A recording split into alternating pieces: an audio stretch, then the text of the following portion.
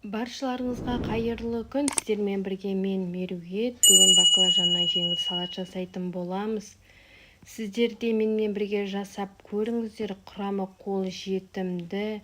Егер сіз жасаған болсаңыз, маған тіркеліп, өз ойларыңызды қалдырып, қолдап кетіңіздер. Бізге керекті көкөністер: 2 дана баклажан, қызанақ, петрушка, 3 тісте сарымсағымыз, фетакса, сұйық май, бальзамический соус, сладкий чили, соевый соусымыз. Баклажанымызды қабығынан аршып, үрлеу етіп турайтын боламыз. Сіздер де үрлеу етіп турағандарыңыз дұрыс, қуырылған кезде бір шама кішірейеді.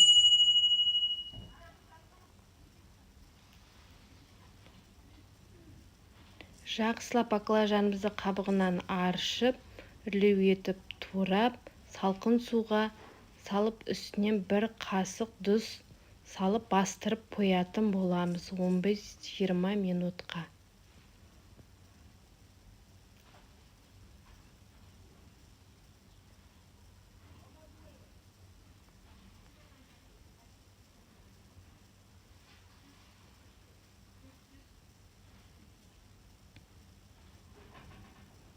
Он 15-20 минут өткеннен кейін кукурузный крахмалға баклажанымызды аунатып қуыратын боламыз.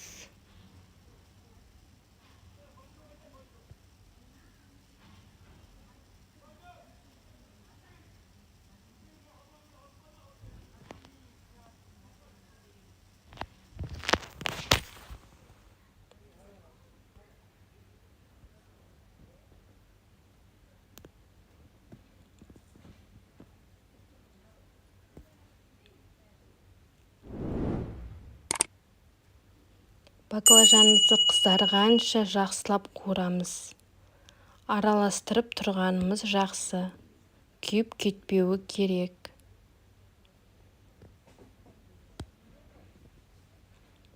Оңай жасалынатын салаттардың бірі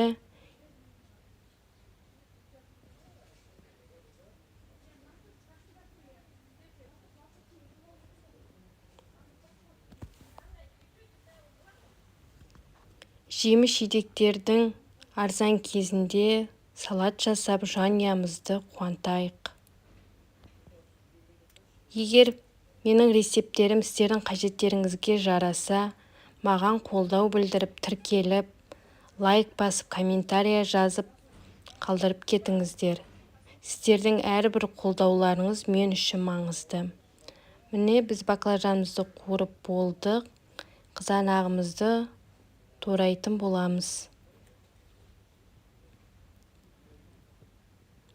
Фетакса сырымызды үрлеу етіп тураймыз. Тарелкамызге салғанда әдемі көрінеді.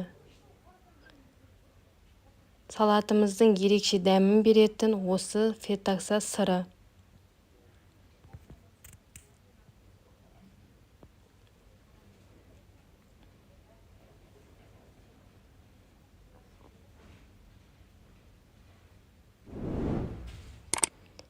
Петрушкамызды кішілеу етіп тураймыз.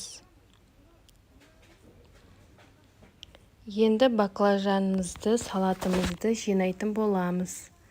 Баклажанымыздың үстіне қызанағымызды салып, үстіне петрушка салып,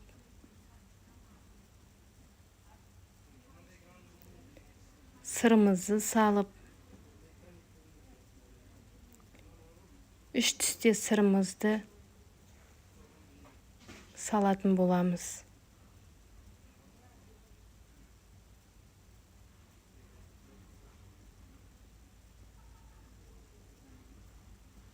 Соусымыздан бір қасықтан құйып шығатын боламыз. Жақсылап араластырып, тарелкамызге салып, дастарханымызға ұсынсақ болады.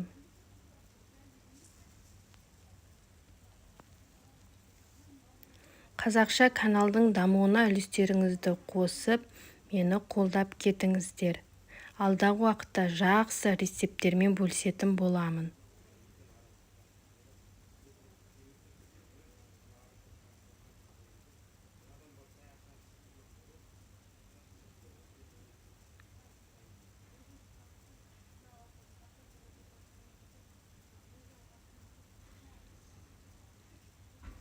Жаздың күні ең жеңіл салаттардың бірі.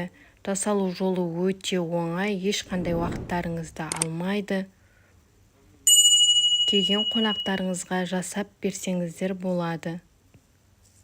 Ас болсын.